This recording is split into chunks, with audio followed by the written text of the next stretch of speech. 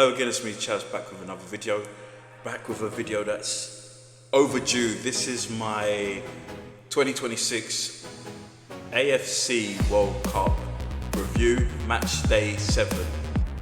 Quite a lot of things happened in match day 7 and on match day 8 back in March for the AFC World Cup qualifiers, including Japan qualifying for their 8th World Cup in a row.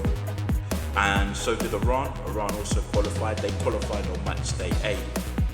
We also found out that one team cannot qualify for the World Cup, and that is North Korea, after their defeat to Qatar. Usually in these reviews, I usually start from Group A, but this time around I'm going to start from the Group C, since Japan was the first team in the AFC to qualify for the World Cup. I'm going to start off C. Alright, so going into March, Japan was firmly on top of Group C with 16 points. They only dropped points to Australia in their 1-1 draw, and prior to that match they didn't concede a goal. That was back on match day 5. On match day 6 they went back to winning again. They defeated China. Japan just needed a win from their next 4 games at that time to qualify for the 2026 World Cup. They went up against Bahrain at home. Their previous match between Japan and Bahrain in this group, Japan overwhelmingly defeated Bahrain 5-0 in Bahrain. This time around, a lot harder match for Japan. They were playing in the Santama Stadium. This ground hosted the 2002 World Cup semi-final match between Brazil and Turkey, where Brazil won 1-0 on their way to winning the World Cup back then. So in this game between Japan and Bahrain, I said tough first half, but Japan did score in the 66th minute. Kamada scored. That would be his 3rd goal now in qualifying for Japan. Pretty good goal. And then Kobo scored from a tight angle to make it 2-0 in the 87th minute for Japan. That's how they qualified. Another World Cup for them. Great for Japan. This has been very straightforward for them, especially in the second round. In the second round, they won all of their games. This round, they just dropped points against Australia. Other than that, they won all their other games going into the match day 7 against Bahrain. Massive setback for Bahrain. They haven't won a game in this group since their shock win over Australia earlier, back in September, away win for them. So this result saw Japan top in the group, while at the time was still in 3rd or 4th position. 3rd and 4th would be the 4th round spots, which would give one last chance for a team to qualify from the AFC outside of the Confederation playoffs. Japan did play Saudi Arabia next on match day 8, where Japan did draw against Saudi Arabia. That was a 0-0 draw. Japan remained being top of the table at the end of match day 8. Bahrain, on the other hand, went up against Indonesia and they were beaten by Indonesia 1-0, which put Bahrain in 5th at the end of match day 8, and also stopped Bahrain from having a spot to finish at least 2nd, which is an automatic World Cup qualifying spot. So now if Bahrain will qualify for the World Cup, they would have to do it in round 4. That's only if they do reach 3rd or 4th in this group. For Japan, they could rest now, play a few more young players, give them a chance to get a cap. It's been good for them. Alright, let's move on to the next match. That was the game between Australia and Indonesia. A lot of goals in this game. Australia did defeat Indonesia 5-1. The previous game, that took place between these two back in September was a lot closer. I mean, it was a 0-0 draw, but this time around Australia, I guess would say probably the better team eventually, but Indonesia did have their chances. So Australia was at home. Game took place in Sydney in the Albanese Stadium. Mentioned as well, Indonesia had a new manager, Patrick Kluivert, Dutch legend. He is now Indonesia's manager. I think it's kind of harsh, the sacking. Personally, I think Indonesia has done well, and at the time still, even with some of the defeats, but regardless, this was his first game in charge. Indonesia got a penalty early on, and this penalty was missed. Kevin Dix missed his penalty. He didn't look comfortable, missed. If that goes in, this game probably would have been different because Indonesia was very strong first. They had their chances in that. Anyway, minutes later, a good 10 minutes later, Australia had their own penalty. Scores his pen, and only 2 minutes later, Australia doubled their lead. They get caught out. Pretty good goal still from Velalupe. 34th minute in, Irvin scores the first of his 2 goals in this game. His first shot gets saved, puts it in second time. That's 3-0 up in the first half. Miller in the 61st minute, he scored his second goal qualifying for Australia. From the corner, good header. Indonesia do get a goal back, Romney in the 78th minute, but Irwin finished off the scoring. It's his second goal now for Australia. 5-1 win, big win for them. And after not having a great start in this qualifying, first losing to Bahrain and then drawing against Indonesia early on, they put themselves in a great position. Now they're currently second in the table, 3 points clear of Saudi Arabia as I'm talking as of match day 8. During match day 8, Australia did defeat China again, so that's how they managed to keep their second spot and still be 3 points clear of Saudi Arabia. Obviously for Indonesia, this was a setback for them at the time. That said though, on match day 8, they did go up against Bahrain and they did win, which did put Indonesia in 4th, which is still a 4th round spot. So they can still qualify, and they still have a small chance of qualifying automatically because they're only 4 points behind Australia as of match day 8. Alright, let's talk about the final match of this group. Match day 7, Group C. We have Saudi Arabia, they went up against China. Saudi Arabia won 1-0, it's the second time they beat China in this group. Previously, they beat them 2-1 back in China in September.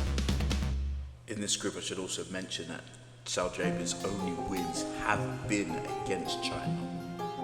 Alright, so in this game, late on in the first half, Ying and Ming was sent off. High boot. I don't know, we could say what's his face was making a bit of a deal of it, but it's a high boot, got sent off for it. I believe there was a sending off in their previous game against each other before as well. Yeah, Saudi Arabia was the ones that were a man down. Well, they still managed to pull off the win. Okay, so after that, second half, Al Dosari scores in the 50th minute to give Saudi Arabia the lead and the win. Match day 8, Saudi Arabia went up against Japan. Like I mentioned, Japan had nothing to play for. Saudi Arabia managed to draw against them, a 0-0 draw. China, on the other hand, would go on to play Australia on match day 8, and they ended up losing 2-0. So yeah, at the end of match day 7, Japan went on to qualify for the 2026 World Cup. That's the biggest take from match day 7 in Group A. Well, that was a very entertaining group, still a lot going on there. Let's move on now to Group A. Group A has Uzbekistan, Kyrgyzstan, Iran, UAE, Qatar and North Korea in it. Going into match day 7 in Group A, Iran was on top with 16 points and guaranteed a 4th round spot if they were to win the next 2 games or get 4 points out of the next 2 games. They would qualify. They came up against the UAE, who were 3rd in the table with 10 points. The match took place in the Azadi Stadium in Tehran. In the previous match between Iran and the UAE was at home. Iran did win 1-0 over them, and Iran managed to do the double this time at home, beating the UAE 2-0. There was some issues with the floodlights in this game, so the match was suspended. Because of that, there was a lot of extra time in the first half, 27 minutes in extra time, as Moon scored for Iran. That was now his 8th goal in qualifying. In the second half, no issues, match started, no problems afterwards. Mohibi scored. In the 70th minute, that was his 6th goal for Iran, 2-0 win, great win for them. All they needed is a point from their next game to see them qualify. And they did get that point. They played Uzbekistan for the 4th time in qualifying, and once again between those 2 nations it ended up in a draw. So Iran did qualify for another World Cup. This would be now their 7th World Cup and their 4th World Cup in a row. Still yet to get out of the group stages, the first round.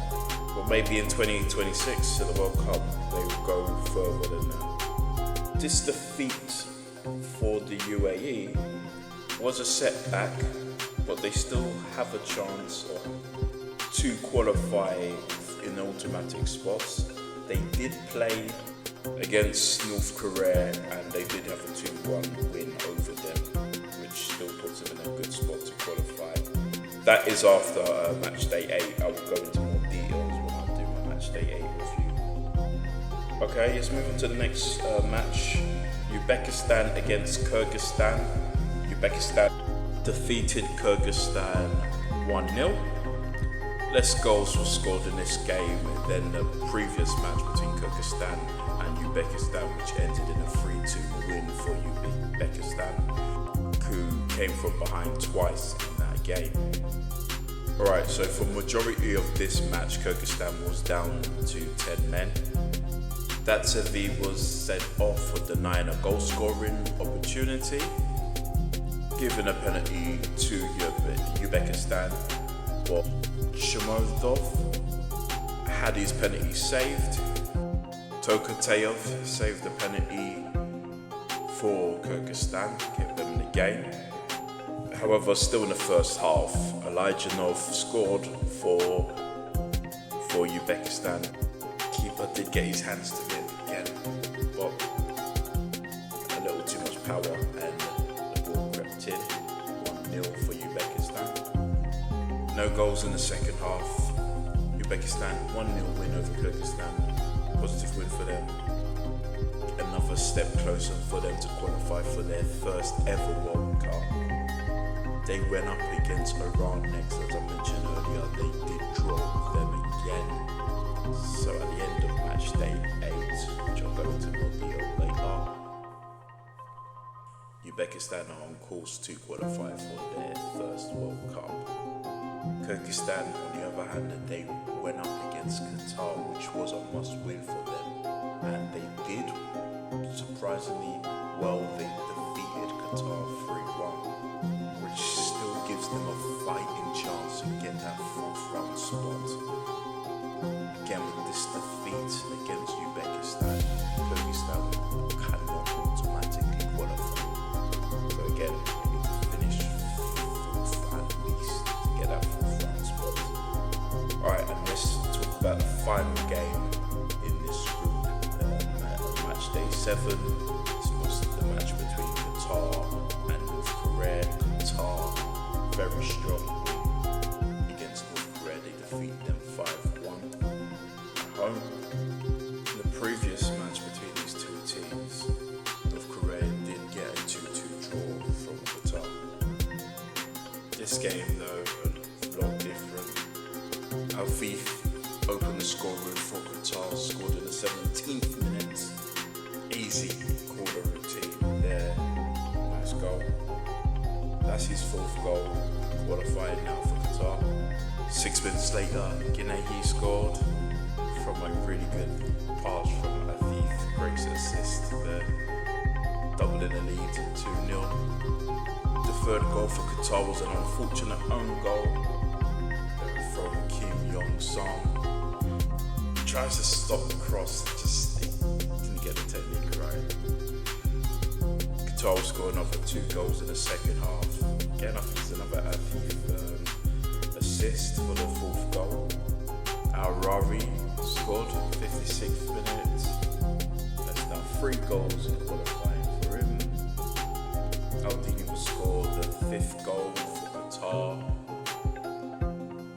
Nice goal. I think another assist for Afif. Yeah, it's a hat-trick of assists for him. Finally, North Korea do get a consolation. Park Kwon-hong scored in the 86th minute for North Korea. The defeat for North Korea wasn't the game that stopped their World Cup qualifying hopes. Their next match against the UAE is where they lost all chances of qualifying for the World Cup. They lost that game 2-1. So they're the first in the 3rd round of the AFC World Cup qualifying teams who we know cannot qualify for the World Cup. Qatar, though, again, good win again for them against North Korea. They did lose to Kyrgyzstan in their next match. Biggest takeaway from match day 7 in Group A was Iran moving a step closer to qualifying, except they did qualify on match day 8. Alright, let's move on. Final group, talking about group. Alright, so the teams in Group B, you have South Korea, who are top of this group, going into match day 7. Iraq in 2nd, Jordan, Oman. Both of those teams were in the 4th round spots going into going into match day 7, and Kuwait and Palestine. I would say this group was probably the most kind of straightforward group out of the 3 in this round. Let's start with the team that was top in the group, that's South Korea. They played Oman on match day 7 at home at the Goyang Stadium. This game ended in a 1-1 draw. South Korea were leading in this game in the first half.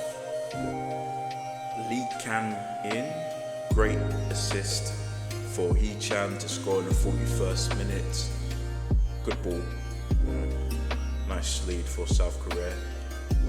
But late on, 10 minutes to the end, Oman do equalise. Al-Bashidi scores. Some poor defending, I would say, from South Korea led to this goal. Regardless, a good goal still. Or taken well. That goal did put Oman in a good position, or that draw did help them out a lot. For South Korea though, that did secure them from being eliminated in this round, so they can qualify straight away because they're still top automatically, I should say, or they could finish in the 4th round places. Oman did go on to win their next game So again, really put them in an even better position. 3 points off of the automatic qualification spots. South Korea, on the other hand, did draw again. They drew with Jordan next. So some points dropped for South Korea, but they're still top of this group. They needed about another win from the next 2 games. They should be fine. They should qualify. Alright, let's move on to the game between Iraq and Kuwait. There was a lot of tension at the end of this game. I'll get to there in a bit. Kuwait scored in the first half. Good teamwork goal. Daham's assist Solomon in the 39th minute, giving Kuwait the lead. Solomon would score again in the 70th minute, doubling the lead for Kuwait. Another good assist, this time coming from Al Defari. Good on his feet, nice crossing to Solomon again to double the lead. But in extra time, Hakeem scores a quality volley outside the box, making it 2-1, giving Iraq a chance. And then late on, the 11th minute of extra time, Bayesh scores. A little scrappy in the box, gets it in though. Great equaliser for Iraq. Fans getting happy, the team's all happy, but this obviously does upset the Kuwait bench, the players, and it causes a lot of tension. There's at least one sending off for Kuwait. Al Haidil was sent off in the 13th minute of extra time, very heated, and that obviously Kuwait is a heavy hit for them to draw this game, especially so late, after having a 2-0 lead against Iraq. The last time Kuwait qualified for a World Cup, and the only time they qualified, was back in 1982 in Spain. So, they want to get back there, obviously. For Iran, it's a good point for them to keep up their spot of trying to qualify automatically for the World Cup. Again, it's been a while for them. They themselves haven't qualified for the World Cup since 1986. That was their first and only World Cup they qualified. That World Cup was in Mexico, so maybe some incentive to try and qualify again for Iraq. Since 2026 will be in Mexico, as well as the USA and Canada. Oh, one last thing about this game, of these two teams going up against each other. Last time they did play earlier in the World Cup qualifiers, that game ended in a 0-0 draw, a lot less eventful. Okay, going to discuss the last game that took place in Group B, and the last game I'm going to talk about on match day 7. This was the match between Jordan and Palestine, which ended in a 3-1 win to Jordan. All 4 in this match was scored in the first half. First goal came from a corner coming in from Al Tamare to Al Arab in the 3rd minute, very early for them. Then a few minutes later, Nasibi scored in the 11th minute. Another set piece goal, this time from a free kick from Al Namat. Nasib getting his head on the ball. Palestine do get a goal back in the 33rd minute. Siyam, good cross from Ahmad Taha. But late on, into extra time, 3 minutes into extra time, Al-Tamari, you should say, adds to his assist. This time he scores for Jordan, stopping any possible comeback for Palestine against Jordan. Could have defended that a bit better there. Salah. Salah, okay, that's interesting. So yeah, another good win for Jordan, puts them in a great position to qualify for their first World Cup at the end of match day 8 though, so I'll talk about that later, to mention a few times. In this video, Jordan was second, so still our second, 3 points behind South Korea, a point above Iraq and 2 of Oman. Their match after the game against Palestine was a match against South Korea which ended in a 1-1 draw, while Palestine went against Iraq and got a great win right at the end, which I mentioned in match day 8 with you. Right, this was my match day 7 of the AFC 2026 World Cup qualifiers, round 3. Thanks for watching, listening, appreciate it as usual. Please like, comment and subscribe.